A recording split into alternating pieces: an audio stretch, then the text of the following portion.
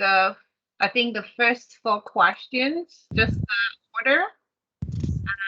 Not a problem. Okay, so I can just tell you now. Okay, so the first one is okay as is, which is can you briefly broadly describe what your organization is? Then I think the second one is what our roles are. Uh-huh. And then the third one, we kind of put it together because they're kind of similar, which is Yeah. to whom does the organization target its support slash what are the demographics of the people you serve. Mm-hmm. Everything else just continues like that, which is what are the services you offer. So we kind of Okay. Yeah, just add, amazing. I was Absolutely. And thank you so much for taking the time to review those questions beforehand. That's great. okay, we're excited. Yay. Well, first off, I want to thank each and every one of you for taking the time to speak to me today. I'm so excited to hear about your organization and even more excited to be able to share what the work that you do in your organization does for our community with the rest of our campus community here at the University of Waterloo.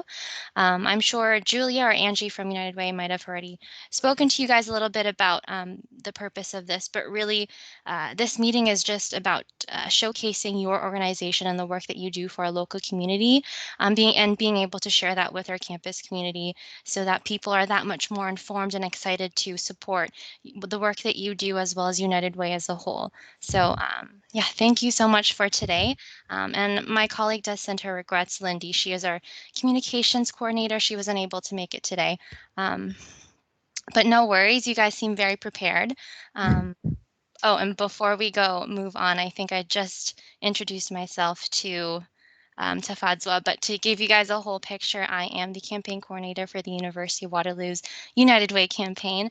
I am actually a co-op student, so this is a great opportunity for me as well to learn about the work that you do and United Way as a whole. So yeah, you guys can take it away and take it whatever direction you feel you need to.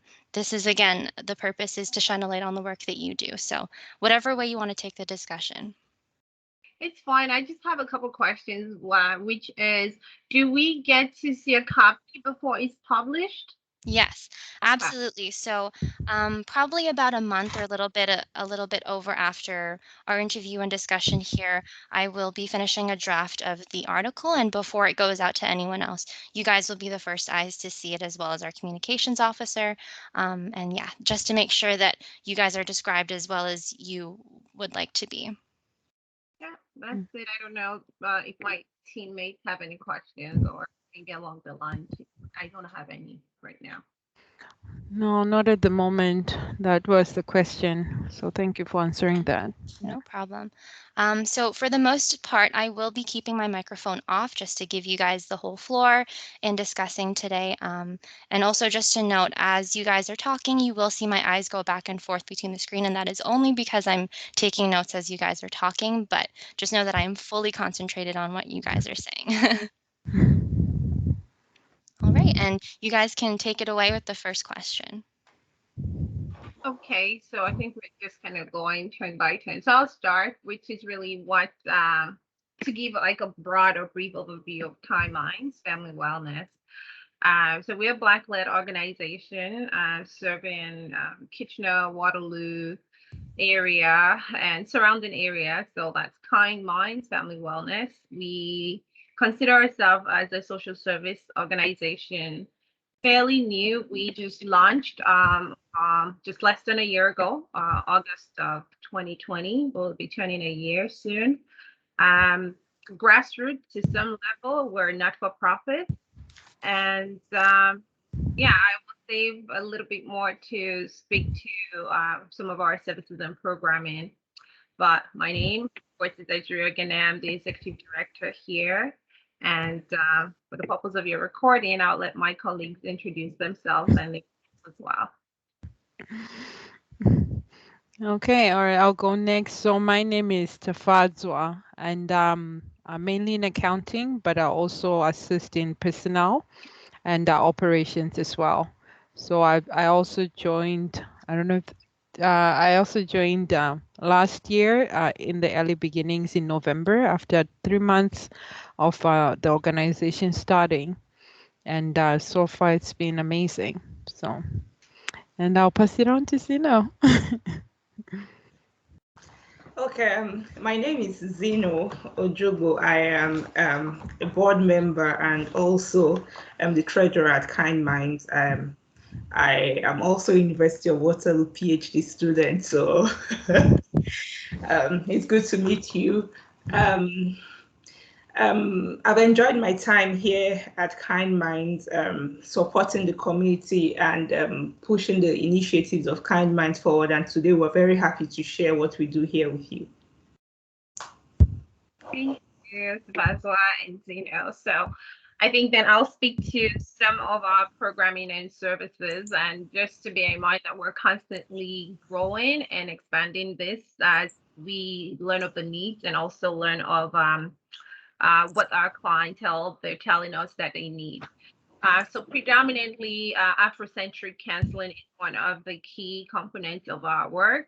So we're providing this to the demographic, which is Black identifying of all ages.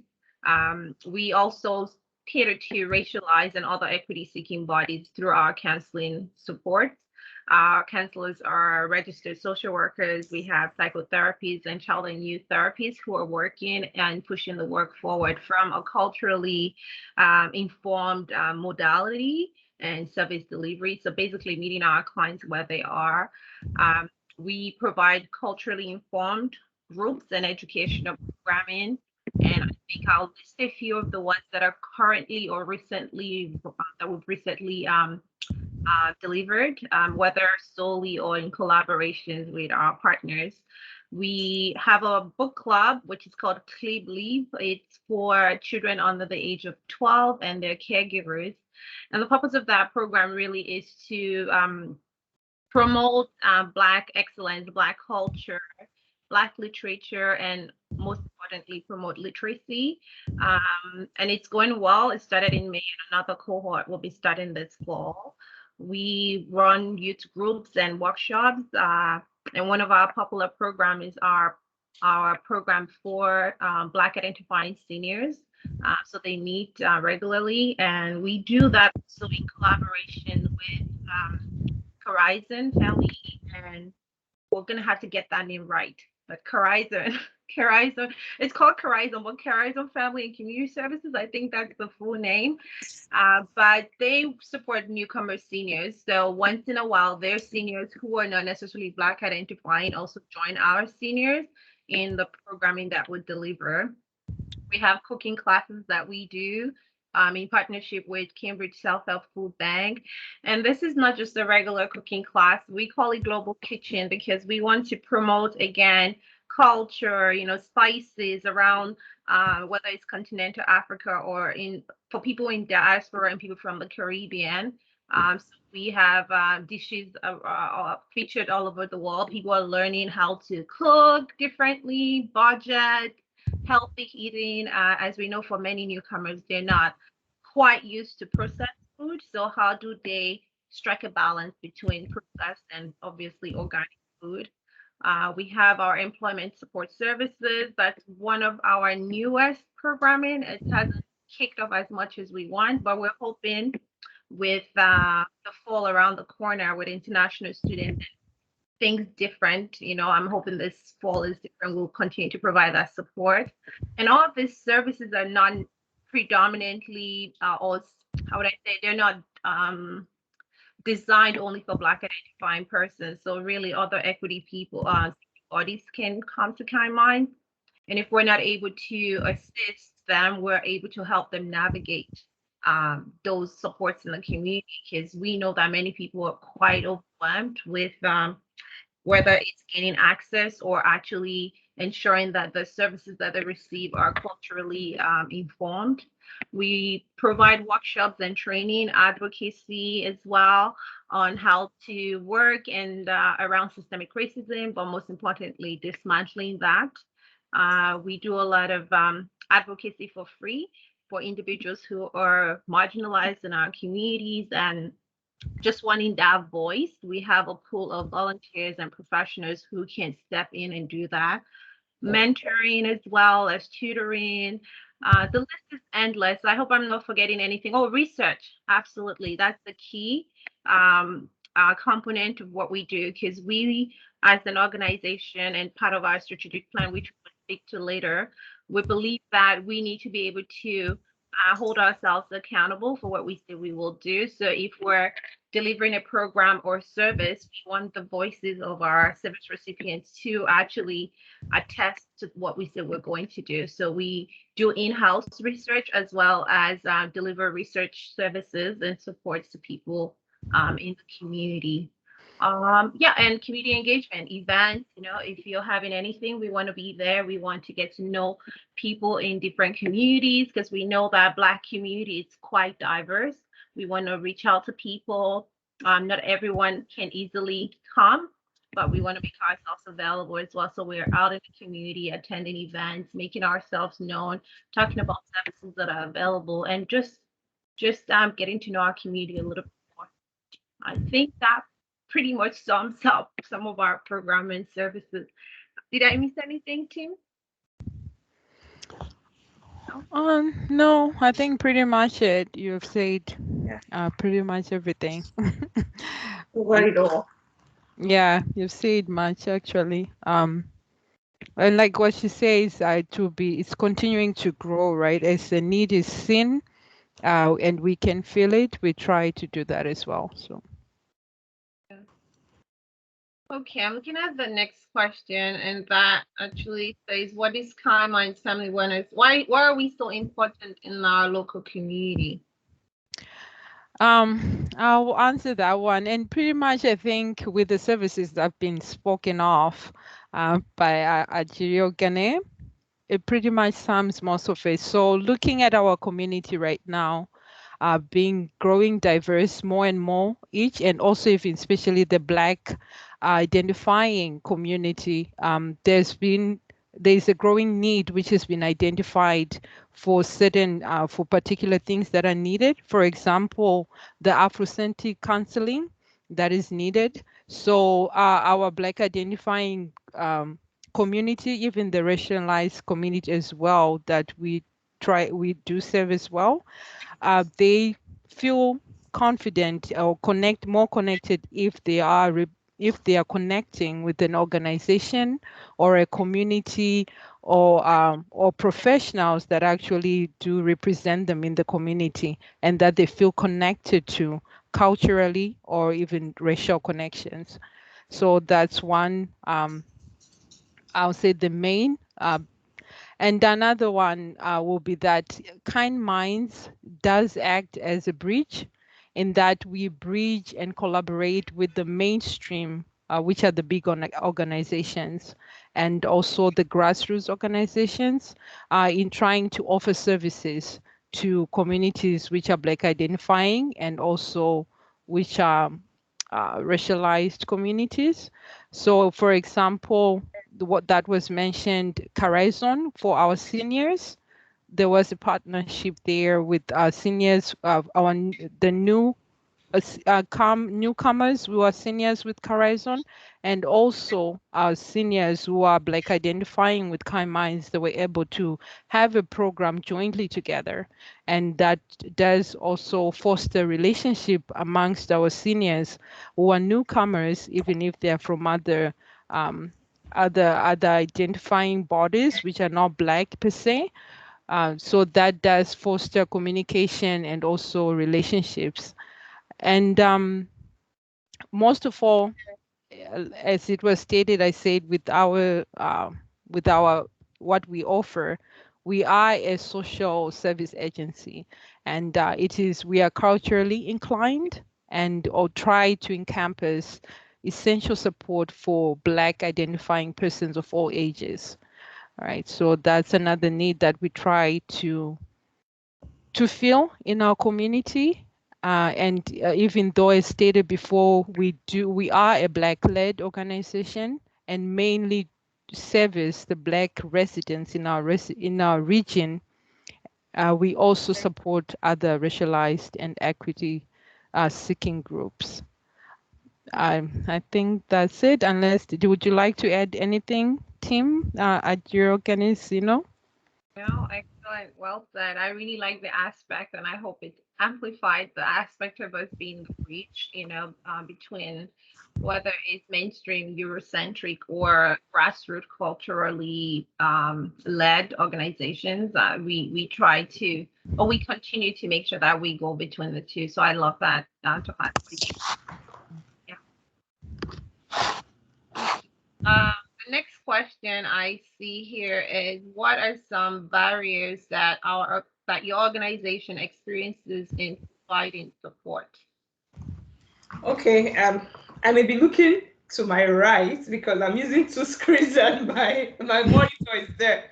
Yeah, so I'm going to answer that question. First of all, the big one is funding. As we are a new organization, we do not have enough funding for operations. So we lack staff, full-time and part-time staff, and we mostly rely on contractors and volunteers to run our programs and run everything that we need to do.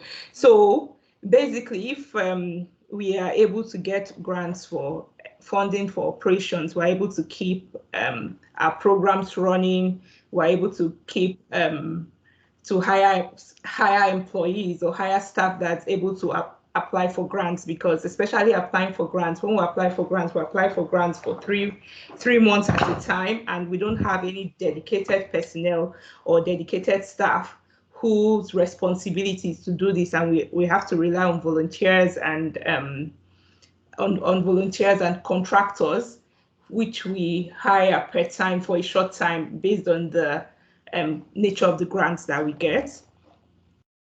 Then also we need these funds as well because as we continue to identify needs of the community, we have to work longer time. So our volunteers are stressed. They have to work longer time, put in longer hours, and able to provide resources and do what we have to do to sustain the interventions that we put in place. So our volunteers, most of them are committed to working for 12 months at a time. However, if we have funding available, we're able to hire staff who are dedicated to these roles. Then as well, I want to talk about counseling. So for most Black identifying bodies, counseling is very important, and it's important that we have a cultural aspect to this counseling. And for most of them, some people do not have insurance that covers counseling, and even those that have, perhaps insurance covers maybe only 6 sessions or even less, which is most likely not enough. So if we as an organization were able to get funding or grants to be able to cover counseling, and we're able to provide counseling for the Black identifying bodies, that will benefit the community. But for now, we do not have the funding to be able to support the amount of counseling that these people, the community, would need. Then we have the problem of accessibility, language, because a lot of people speak different languages, and some of them may not be able to communicate effectively in English, especially looking at our seniors, for instance. They may have spoken other languages all their life, and now learning to speak English or to attend programming in English, and we know that it's expensive to get like an interpreter or something. So yeah, we've had this challenge as well as the challenge of technology. Then also, if we're able to get partners that we can leverage on to meet some of our needs, like letting us use their office space or letting us use their resources. And since we do not currently have operations funding, we can leverage on these resources that from our partners, and in exchange we may be able to adapt a program for them or let them into our program or something. So these are the kind of barriers that we experience right now as an organization. And if we're able to meet these needs, it will be able to help us as the organization to meet the needs of the community and to meet our goals. Add one thing too. Sorry, this just came to me now because we're just beginning to learn the language of pushing for donation And I think we went even 6 months, if not more, into Kind Minds running before we actually even started encouraging the community to donate, and it's been good, especially for our book clubs. We've had a few donated books, and people have donated monetary, what do you call it? The accountant, is it money? Yeah, through either corporations or individuals, Yeah, donation. right, Yeah, in money sense more so, which speaks to funding, right? right. But even in other kinds like time, Mm-hmm. right? Mm-hmm. I know it's So volunteering, but even if they can donate even their services, right. It really goes a long way. And if we can actually also have what I mean, this is a challenge, and it would be beautiful if time I had like dedicated donors, right? So outside big organizations, even if an individual who is reading this article is saying, "Hey, I want to dedicate giving $50 a month for 1 year or 2 years," and or somebody may want to dedicate X amount of money for a number of time where we're welcoming such donation.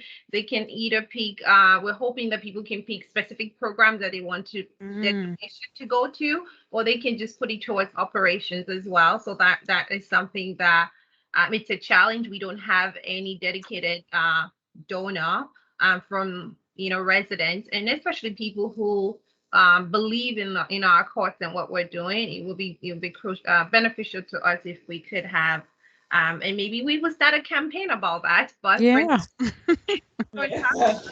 So calling out to any fundraisers out there too who are good at that, at fundraising.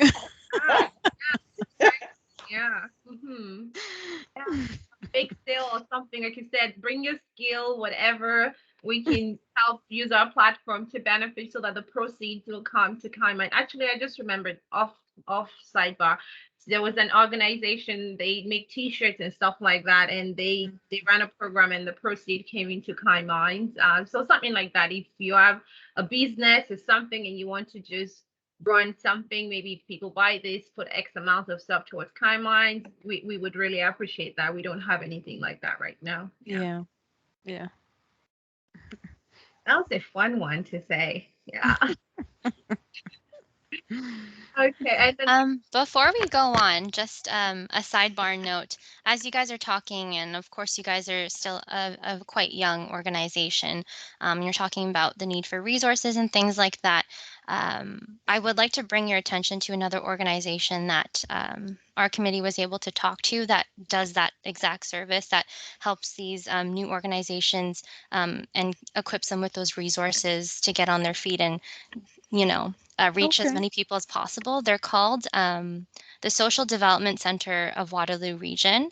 So I can send you the contacts after this call Yeah. as well and yeah, direct you there, because I interviewed them, I think, last week, and exactly what you're saying your needs are. It sounds like they'd be equipped to help you out with that as well. And they're also going to be featured by our committee for our United Way campaign. So that'd be great to Okay. absolutely. have you guys work together as well. We would love Yeah. to. And the fall is around the corner. That could be a project that we start working on. And Christmas or before the holiday, we can roll something out. Yes, please do. Yes, because that's something Absolutely. that we don't have right now. We would love to. Yeah. Thank Yeah. you. Yay! I'm excited. All right, I have noted it down. I will definitely send those over to you after. Thank you. Thank you. Okay, so the next question is, what would you say is Kind Mind Family Wellness's main goals? So what are our main goals? All right. So I will take a shot at that one. All right. So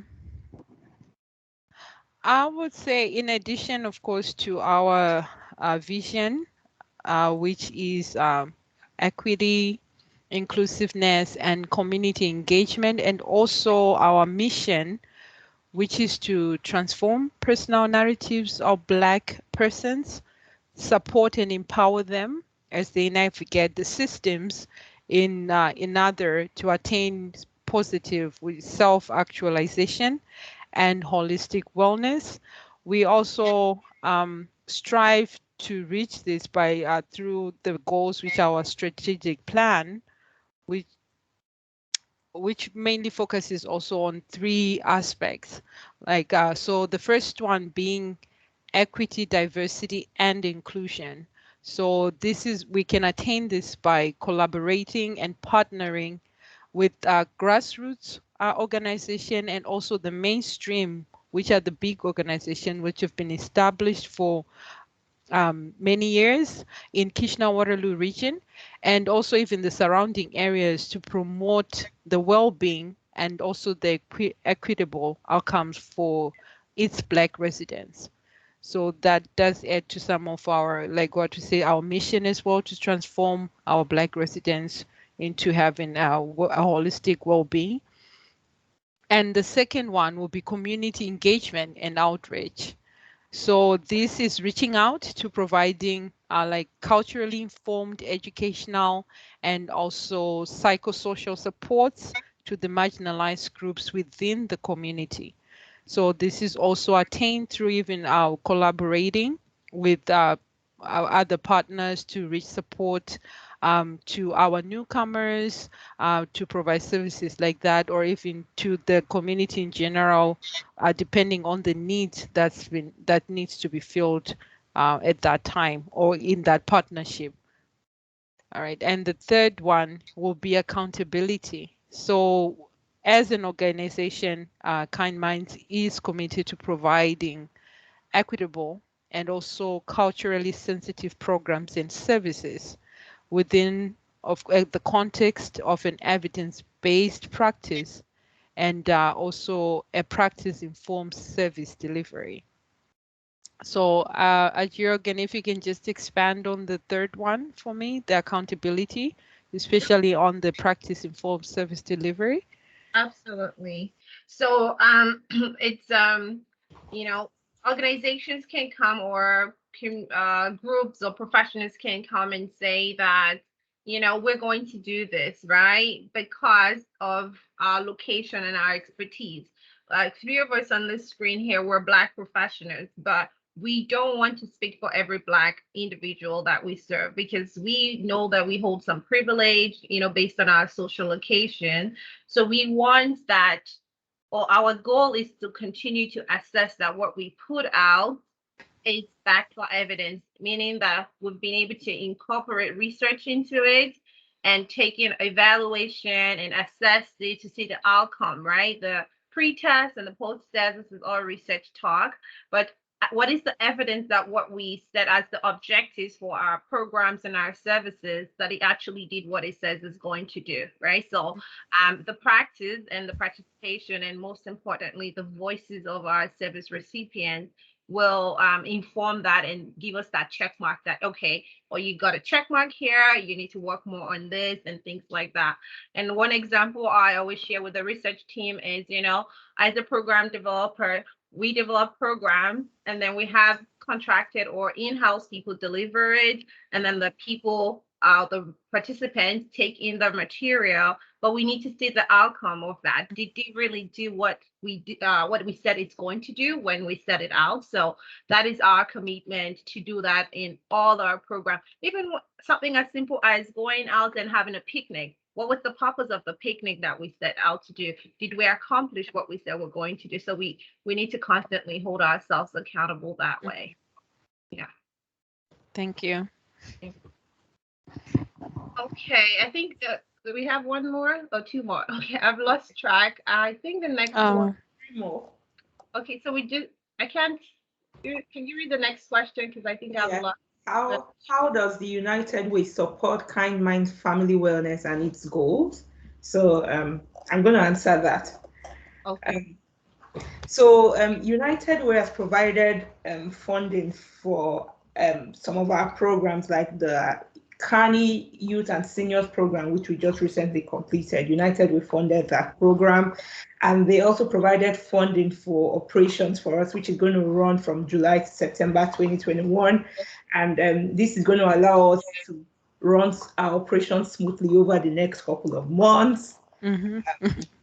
And then United Way as well provides opportunities like this for us, that gives us exposure and makes us talk about Kind Minds. And of course, people are going to read about it and learn about us some more, and people will know that we are here and we're putting in the work here. So this opportunity that United Way provide for us, it's a way that it supports us. Then as well, United Way provides a platform where other organizations such as Kind Minds come together to talk about what they are doing, what's working and what's not working. So in that platform, we're able to learn more about what the needs of the communities are, what people are currently doing, what has worked for them, and what's not working, so that we can take learnings from there and apply these learnings as we in our organization as well. Then also we benefit from United Way sharing information about resources and opportunities that would benefit our organization. For instance, you just told us about the Social Development Center. So we've received information such as that before about some sort of free items that could benefit us, donated items that we could use. So we get this information from United Way. So these are some of the ways that United Way have supported our organization and that we benefited from United Way.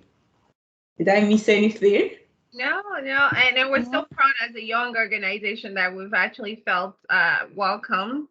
The other thing too, I don't know if we can do a shout out to Brian, constantly available for us to ask questions, clarify things, especially if you're applying for grant with Grants. for the first time, you want to know how it works, their templates and all that. So they've made themselves very available and accessible to our questions. Yeah, so yeah, you can put a shout out to him in that. Definitely. As you mentioned, Brian, also another side note, before coming to the University of Waterloo as part of their campaign, I worked with the United Way team last year over the winter. And I will say that while I was there, I was only working there for 4 months during my co-op term, but there was always a lot of discussion and search for an organization exactly like yours that really calls to and supports the needs that have been neglected for a long time in our community and a lot of other communities, of course. So I'm really grateful that you guys have come about. And yes, Brian, he's been wonderful. I still volunteer with United Way in reviewing grants, and so I didn't personally review your grant, but I'm really happy to see that it's continued to have support. And I will let Brian know. Make everyone happy. I say Brian and the team, And the team, yeah. For sure. But he's usually the go-to person. But yeah, I can't think of names now. But they've been Brian, Nancy, yeah, all of Nancy. I them. want to Yeah. say this. What is the other? Yeah, Nancy and Brian are the ones I met. Absolutely, they're fantastic. Yeah.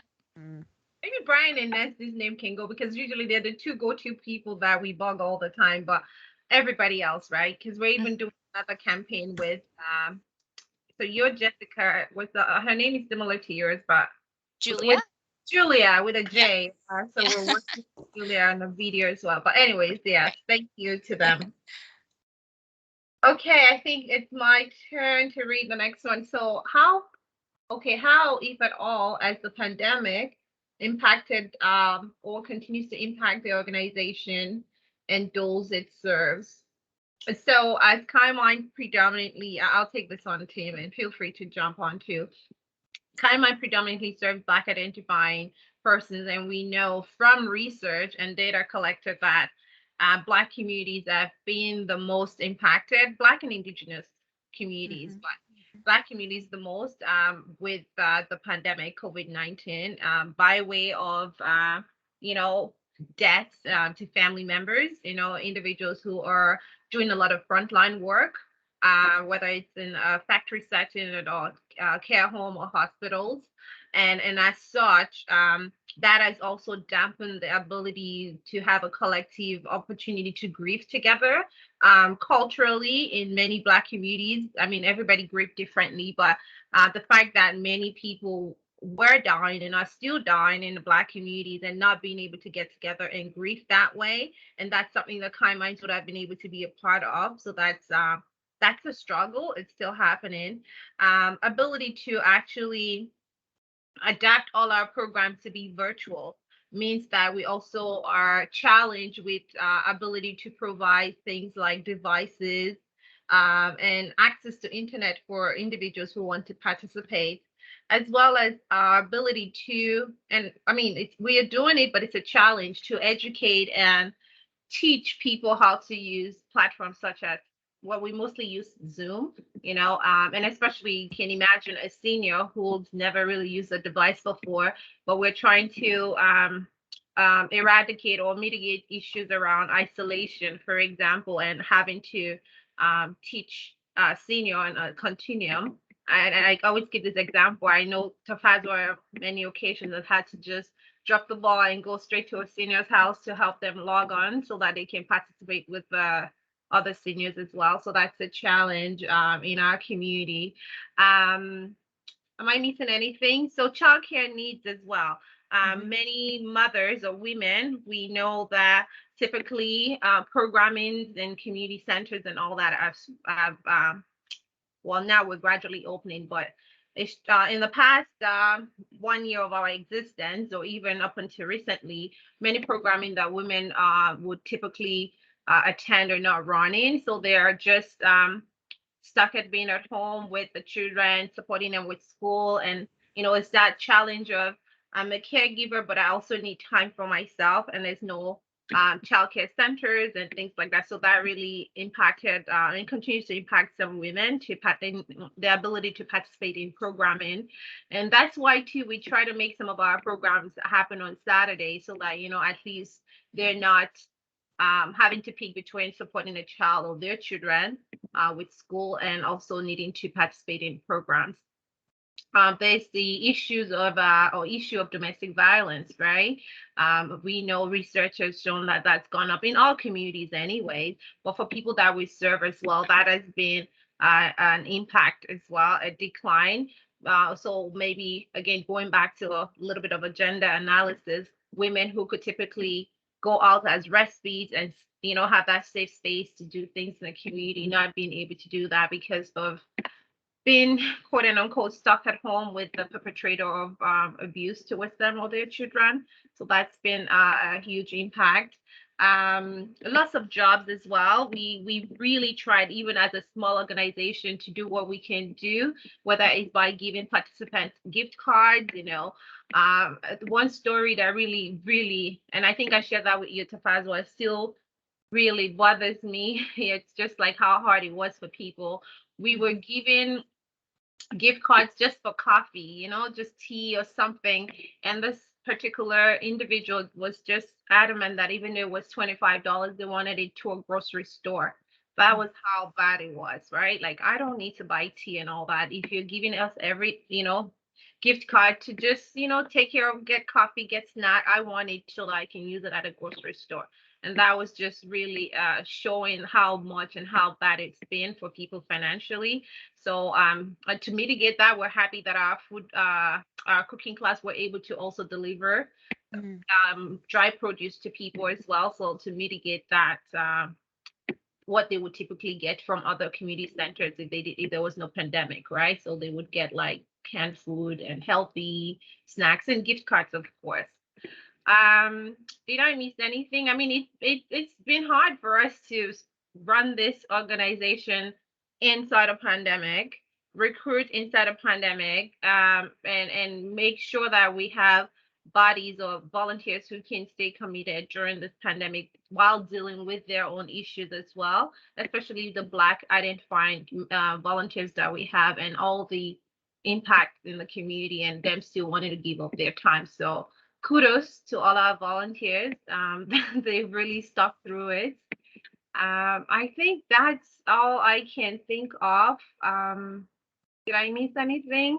It's ongoing. We're constantly adapting. I mean, people say on one hand, "Oh, at least you started in a pandemic," but no, it's challenging because now we're also trying to transition back into what it could look like. So we have like an hybrid model for our programs and services.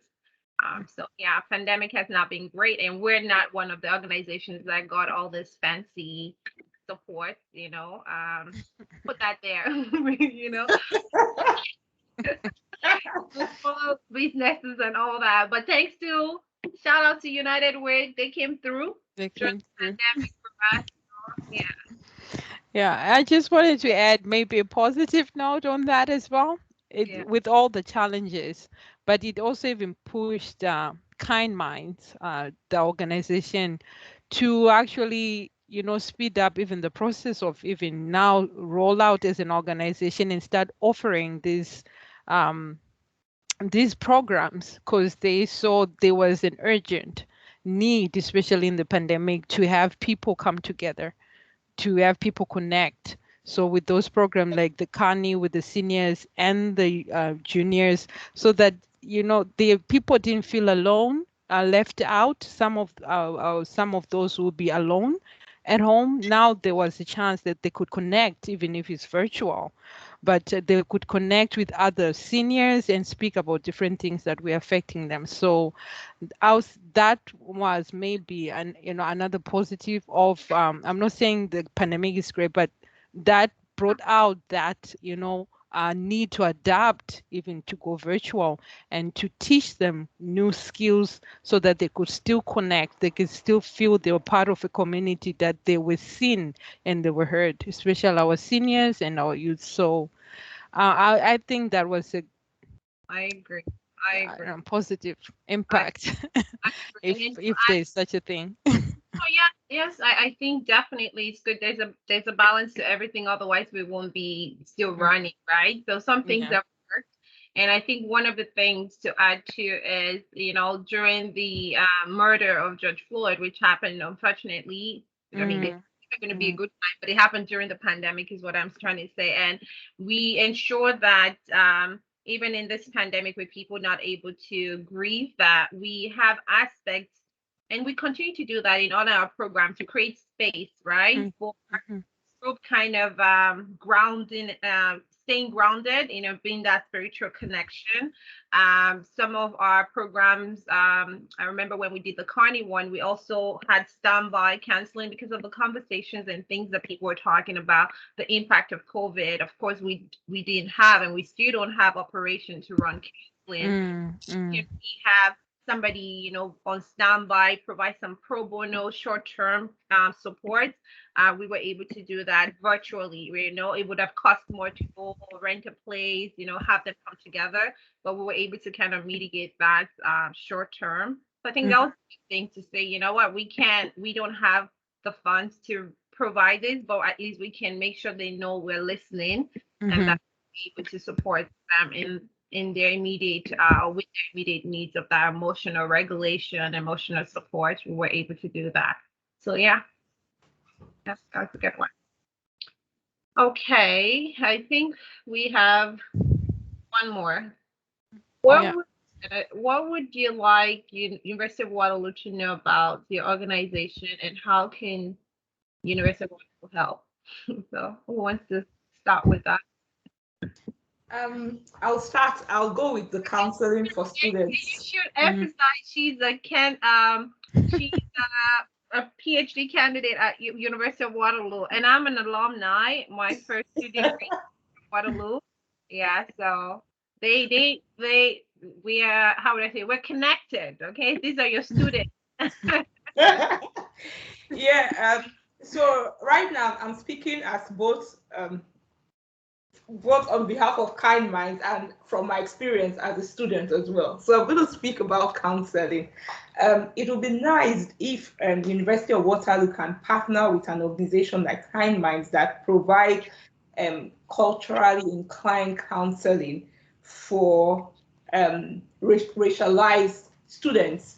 So, for instance, like Black identifying students or any of all the other racialized students, because culture is an important factor to consider in counseling. And I've heard, especially from Black students, that the counseling provided by the University of Waterloo does not meet their needs in terms of culture, because you're talking to a counselor who doesn't seem to understand what you are talking about or where you're coming from.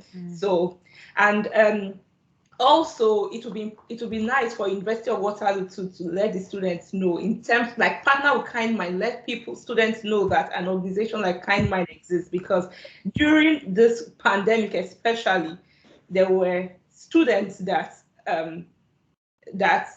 quit their program, or like maybe deferred their program because of the isolation and because they couldn't identify with community during the pandemic. And I'm sure that if they were aware of an organization like Kind Minds, where they're able to meet people from same background or same culture, where they can connect, then it would have made the isolation not as bad. So rather than have students quit or give up on their program because they feel alone, so if University of Waterloo partners with Kind Mind in this sense, then perhaps they can meet the need of their Black identifying students. Mm-hmm. I think you have a current student who is advocating too, so that's I know. Thank you. And that's such a creative but definitely important, and I think obviously constantly missed point that you shared there. So thank you, and I definitely agree. Mhm. Mm-hmm. Yeah, and along the same line, I mean, not to compare, but I would hope, I mean, so currently we have a partnership with Wilfrid Laurier University, where we've had a master's level student and an undergraduate student have their placement here and really impact the work that we're doing. So we would really hope that, in whatever department where they're exploring placement in the community, that Kind Minds is on that list as well, that we are Yes. invited to placement fairs to talk about our organization and what we have to offer, and that our material is circulated, just like you're going to circulate this article. And we're hoping that we can leverage some of our supports, like mentoring and tutoring, maybe in the engineering department, right? Are there students who want to give back and earn some Yes. rewards, is that they can, ensure that Kind Minds is on that list. And we're more than happy to come and do a talk, or even do a recording to share, to really speak to what we do, come and do a Q&A. So that's something that we would really appreciate from the university. And that this is not the first time that we're invited to come and speak about, to feature us too. So we don't want to wait 10 years. Don't put that there though. 10 years before we are called to come say, what's going on? That's the point of when it's recorded, for the purpose of typing or editing later. You can say whatever you want to say. For sure, for sure.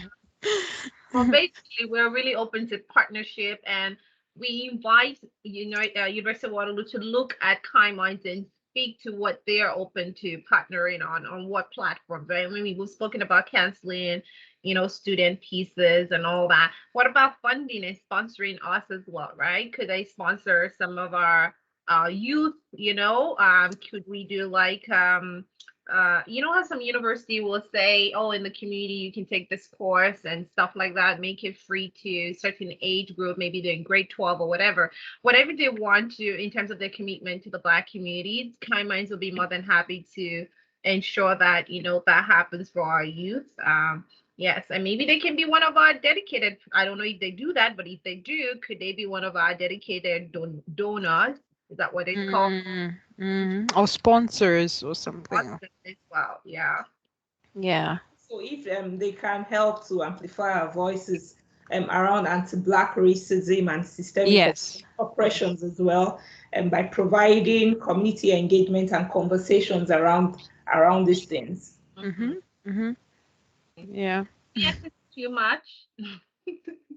I hope not, because I feel like ooh, other organizations. I hope. I mean, we're new, we're growing, so our needs are huge, and rightfully so, because it's what we're saying is what our clientele are telling us, and what we are also looking to. We're looking for gaps in services and programming, and so these are really crucial pieces. International students as well, especially Yes.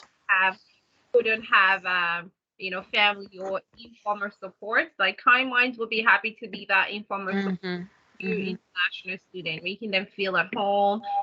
Could we do something where we're a touch ground to, oh, these are the things that are available in the Yeah. community. Can get you this here, you can get you this, so they have a go-to place to call, and we can work with them to navigate programs and services in the community outside Kind Minds as well. Because as an international student, boy, did I really need that, right? To know where to get things, how to do things, and stuff like that. So I think that's that. That's it. Yes, thank you all, and thank you so much for how prepared you were with these questions. You were definitely the most prepared group that I've talked to so far, and I really do appreciate it. You explained things so eloquently, so beautifully, and I'm sure our campus community will be so delighted and enlightened to hear about everything that you've said. I know we are running out of time now. We only have a couple more minutes, but if I could add just maybe one more question, and you guys can provide some input as to the state of mind of the beginning of this organization, how it came about. I know you mentioned it very briefly, the murder of George Floyd and the Black Lives Matter movement coming to the forefront of social discussion during this pandemic. And maybe you can provide some insight to how that impacted the creation of this organization and how you guys were able to get on your feet and get this going. Sure, I can take a jab at that. So, so my background is in clinical social work, and I have been working or doing community work, and I still do even outside Kind Mind. But just like myself, a few other professionals, like Tafazwa has different backgrounds, has different backgrounds. So we have Black professionals working mainly in mainstream communities or mainstream setting, Eurocentric setting, and really just seeing the gaps in services. We know that there's so much we can do in whatever capacity that we are allotted to in our spaces.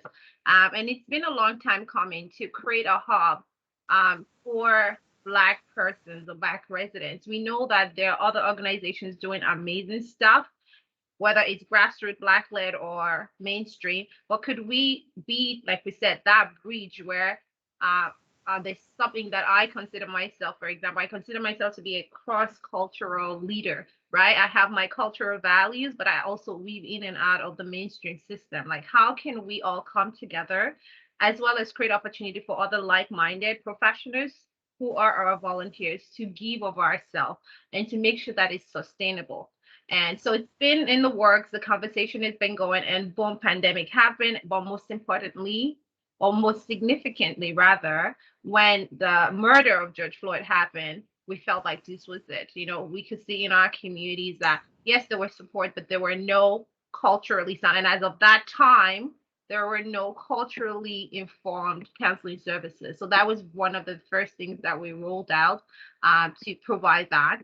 And as we started that, we only actually wanted to cater to youth. But then as we started to want to work with youth, like, oh, what about the seniors? What about the children? What about the parents? And what about the Black men? So we realized that it has to be holistic. It's almost like we need to touch members of each of the family. So that's the how family. we started. Yeah. So if we're going to support the youth, we need to support the people supporting the youth outside Kind Mind. Mhm. And that's how it started. It's a big need, and it's been a long time coming. And we're just happy that in spite of the pandemic that we could just meet our community where they were. Yes, well said. Well said. Thank you so much. And yeah, as you said, very well said. Everything you said today was very well said, to be honest. And I'm really grateful. And I know my colleagues will be so excited to watch this over again, this recording. Of course, if there's anything else you'd like to add, you can always email me. I know you have my email. I would also like to ask that if you have them, we'd really appreciate any photos you have of your team in action that we could include for the article. How many photos? Because we got like a lot. You know what? Pick your favorite ones. I Open think to any and any. for sure we'll have photos of the three of us, and then Mhm. we have maybe some graphics. We have Brittany put together of our programs, and then because of the pandemic, we've only had one event in the community, which was this Saturday. So we The could pick picnic. from there. So yeah, just give a number of how many so that it's not too many, or we can give and you can pick out of them. We could Yes, what yeah, yeah. that'd be great. Just select your favorite ones, and I will see what works best for the article and put them in. And of course, as I said, I will be sending you guys a draft of the article before it is published, so you guys can make sure that everything is said as accurately and as true to your mission and your vision for this organization as possible. Absolutely. Yeah, we will get photos, and I mean, in addition to getting individual ones, we already have the other photos. So when do you want them by? Really, any time in the next 2 weeks would be really great. Yeah. Okay. We'll get those to you. Yeah. So yeah, it's been fun. A lot of Yeah. laughs here. This is a fun project to do with my team. We don't often get together to do fun things. We're always working. So this Yes. was actually fun. So thank I'm you. glad. Yeah, for sure. And I'm sure I will let my team here know at the University of Waterloo, but also my colleagues up there in United Way. They'll be so delighted as well. But yeah, I hope you guys have an amazing and wonderful long weekend. Please do take some time to relax and refresh yourselves as well. And thank you again for all of your hard work. Thank you. Thank you. Shortly. Bye. All right. Bye. Bye, guys.